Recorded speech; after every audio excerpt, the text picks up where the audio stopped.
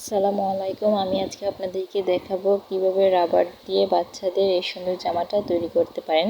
এখন আমি আমার পরিমাণ মতো ছোট্ট একটা কাপড়ের টুকরা নিয়ে নিলাম। আপনারা চাইলে বেশি যদি বড় বানাতে চান তাহলে বেশি করে কাপড় নিয়ে নেবেন। আমি একটা ছোট্ট টুকরা নিয়ে নিলাম। তো নেওয়ার পর এখন আমি মেপে দেখব। আপনারা যার যেমন প্রয়োজন ওরকম লম্বা নেবেন, চওড়া নেবেন। তো আমার যতটুকু লম্বা দরকার আমি যতটুকু নিয়েছি। এখানে আমি চওড়া নিয়েছি 8। এখন আমি এটা হচ্ছে রাবারের অংশ, বুকের পাশে যে রাবারটা লাগাবো সেটা, ওইটা আমি 2.5 পরিমাণ ইঞ্চি নিব।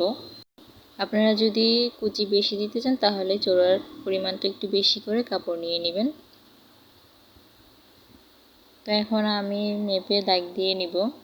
2.5 ইঞ্চি পরিমাণ যেহেতু নিয়েছি ঠিক সেভাবে নিচের অংশের দিকে দাগ দিয়ে নেব। আমার এখানে কাপড়টা একটু বাঁকা তেড়া আছে, তো আমি এই কাপড়টা কেটে নেব। বাঁকা অংশের কাপড়টা আমি কেটে নেব। স্কেল দিয়ে এভাবে দাগ দিয়ে নিয়েছি। এখন আমি বাঁকা অংশটা কেটে আলাদা করে নিচ্ছি। এখন আমি 2টা কাপড় নিয়েছি, হাতার মধ্যে যে কুচিটা বসাবো সেই কুচি কাপড় এভাবে একটার উপর আরেকটা রেখে দিয়েছি। এখন কিন্তু 2টা পার্ট হয়েছে। তো এই 2টা পার্টকে আমি এভাবে ভাঁজ করে নিয়েছি। এখন আরেকটা ভাঁজ করব। আরেকটা ভাঁজ দিয়ে এভাবে আমি কুচির জন্য বাঁকা করে কাপড়টা কেটে নেব। যেহেতু আমি এভাবেই কুচিটা বসাবো, ডিজাইনটা এভাবেই হবে। এখন হচ্ছে মেন হাতাটা, যে হাতাটা কাঁধের উপরে থাকবে এটা। এর আগে তো আমরা কুচির কাপড়টা কেটে নিয়েছি, হাতার মধ্যে যে কুচিটা পড়বে ওইটা।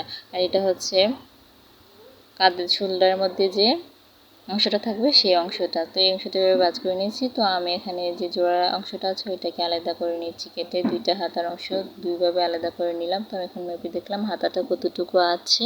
আমার যতটুকু প্রয়োজন আমি ততটুকুই নিব। বাঁকা অংশটা কেটে ফেলে দিচ্ছি। এই যে এভাবে হাতাটা থাকবে। এখন এটা হচ্ছে বুকের অংশের দিকে যে রাবারটা লাগাবো সেই রাবারটার জন্য ঘর কেটে নিব। তো ঘর করার জন্য প্রথমে একটা চিকন বাঁশ দিব এই সাইড দিয়ে। এটা কিন্তু উল্টো কাপড়টা উল্টো নিব, উল্টো দিকে ভাঁজ অংশ টানবো। আমি কিন্তু কাপড়টা উল্টো দিকে অংশটা নিয়েছি, তারপর ভাঁজ করে এভাবে ঘুরিয়ে নিয়ে ভাঁজ অংশটা এদিকে পড়েছে। এদিকে খেয়াল রাখবেন কাপড়টা উল্টো দিকে নেবেন, ভাঁজ দিকে নিলে কিন্তু আবার হবে না। 2টা এভাবে সেলাই করে নিয়েছি। এখন আমি হচ্ছে যে অংশটা সেলাই করেছিলাম সেখান থেকে 1 ইঞ্চি পরিমাণ দাগ দিয়ে নিয়েছি, কারণ আমার রাবারটা হচ্ছে 1 ইঞ্চি পরিমাণ। আমি 1 ইঞ্চি পরিমাণ একটু পরিমাণ বেশি নিয়ে দাগ দিয়ে নিয়েছি। আপনারা আপনাদের রাবারটা মেপে নেবেন। আপনারা যে রাবারটা লাগাবেন জামাটার মধ্যে ওই রাবারটা মেপে নিয়ে তার থেকে একটু বেশি পরিমাণ দাগ দিয়ে নেবেন। যেভাবে দাগ দিয়েছি ঠিক সেভাবে আমি সেলাই করে নিচ্ছি। প্রথমটার মতো করে দ্বিতীয়টা সেভাবে সেলাই করে নিচ্ছি। এখন আমি জামাটার ভেতরে বুকের অংশের দিকে রাবারটা দেওয়ার জন্য মেপে নিচ্ছি। এখন আমি এটা নিয়েছি 9 ইঞ্চি পরিমাণ। এখন জামাটার বুকের অংশের দিকে আমি রাবারটা ঢুকাবো। একটা সেফটি পিনের সাহায্যে রাবারটা লাগিয়ে নেবেন। এই যে আমি যেভাবে ঢুকেছি দেখেন, নিচের অংশটা যে অংশটা সেলাই করেছি উপরটার মধ্যে কিন্তু লাগাবেন না, উপরটা খালি থাকবে, কুচকিয়ে থাকবে। এভাবে টেনে টেনে সুন্দরভাবে আস্তে করে রাবারটা ঢোকাবেন। জোরে যদি টানেন তাহলে এক পাশের রাবার আরেক পাশে চলে যেতে পারে, ভেতরের দিকে চলে যেতে পারে। এই জন্য সাবধানে আস্তে আস্তে কুচিগুলা উঠাবেন। তারপর উঠানো শেষ হয়ে গেলে এক সাইড দিয়ে এভাবে সেলাই করে কাপড়টার সাথে রাবারটা জয়েন করে নেবেন। প্রথমটার মতো করে এটা এভাবে রাবার ঢুকিয়ে লাগিয়ে নিচ্ছি। আপনারা কিন্তু আস্তে আস্তে কুচিগুলা তুলবেন রাবারের ভেতরে, লাগিয়ে জোরে টান দেওয়া যাবে না। আমি আগেও বলেছি জোরে টান দিলে রাবারটা এক সাইড ভিতরে চলে যাওয়ার সম্ভাবনা আছে।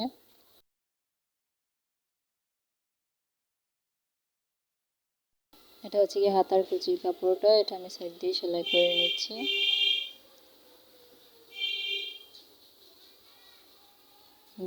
প্রথমটা সেলাই করে নিচ্ছি, এখন এর পরের অংশটা সেলাই করে নিচ্ছি। সেলাই করে নেওয়ার পরে এই যে দেখতেছেন 2টা সুতা কিন্তু থাকে, আমি যে 2টা সুতা থেকে একটা সুতা আলগা করে নিয়েছি। তারপরে আস্তে আস্তে টান দিয়ে কুচকিয়ে নিচ্ছি। একটা সুতা আস্তে আস্তে টান দিয়ে সুন্দর করে কুচিগুলো তুলবেন। সুতাগুলো যখন টানবেন তখন দেখবেন যে কুচিগুলো নিচ থেকে আস্তে আস্তে করে উঠে যাচ্ছে, আর আপনি টেনে টেনে সুন্দরভাবে বসিয়ে দিবেন। কাজটা খুব সাবধানে করবেন। কুচিগুলো তাহলে সুন্দর হবে। আর আপনারা যদি কুচি বেশি বসাতে চান তাহলে কাপড়টা একটু বড় নেবেন, তাহলে কুচিগুলো আরও বেশি দিতে পারবেন। এখন আমি হাতাটার উপরে কুচি অংশটা লাগাবো। হাতাটার ভাঁজ অংশের উপরে কুচির এই উল্টো অংশটা লাগাবো। কুচিগুলো যাতে সুন্দরভাবে বসে সেদিকে একটু খেয়াল রাখবেন।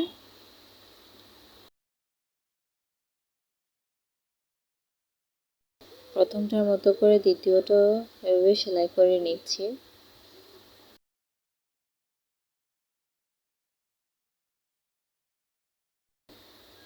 এখন আমি গলার মধ্যে যে হাতাগুলো বসাবো সেই হাতাগুলো মাপ নিয়ে নিয়েছি। মাঝখানে যে দুই নিয়েছি, যে মাঝখানে বরাবর নিয়ে মাঝখানে এই দুইয়ের উপর একটা মাঝখানে দাগ দিয়ে নিয়েছি, তার উপর 2 থেকে এদিকে 1 আর এদিকে 4 করে গলার মাপটা নিয়ে নিয়েছি।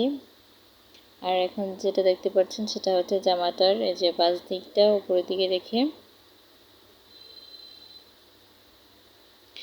আর নিচের দিকটা হচ্ছে হাতার অংশটা এভাবে বসিয়ে নিচ্ছি। বসিয়ে নিয়ে সেলাই করে নিচ্ছি। আপনারা সাবধানে বসাবেন। আমি যে দাগগুলো দিয়ে গলাটা মাপে নিয়েছি ঠিক সেভাবে মেপে নেবেন।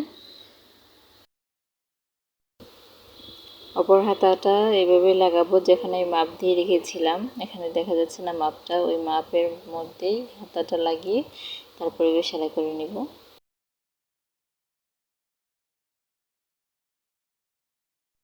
এখানে আমি মেপে নিয়েছি আমার গলাটা কতটুকু পরিমাণ নিব, তারপর পরের অংশটা হাতাটা লাগাবো। এই অংশের হাতাটা এভাবে লাগাবো, ওইভাবেই যেভাবে লাগিয়ে নিয়েছিলাম। এখন আমি কাপড়টা উল্টা অংশে নিয়ে নিয়েছি জামাটা, এই উল্টা অংশের উপরে যেখানে আমি রাবারের জন্য সেলাই দিয়েছিলাম ওই সাইডে কিন্তু এভাবে বসিয়ে নিচ্ছি। বসিয়ে নিয়ে সেলাই করে নিচ্ছি। এটাও প্রথমটার মতো করে বসিয়ে নিয়ে সেলাই করে নিচ্ছি। তাহলে আমার হাতা সেলাই করা হয়ে গেল। এখন হচ্ছে মুহুরির সাইড দিয়ে জোড়া লাগিয়ে নিব। এই যে মুহুরিটা সুন্দরভাবে একসাথে ধরবো, ধরার পর রাবারের দুইটা অংশ যেন একসাথে থাকে সেভাবে নিয়ে আমি সেলাই করে দিচ্ছি।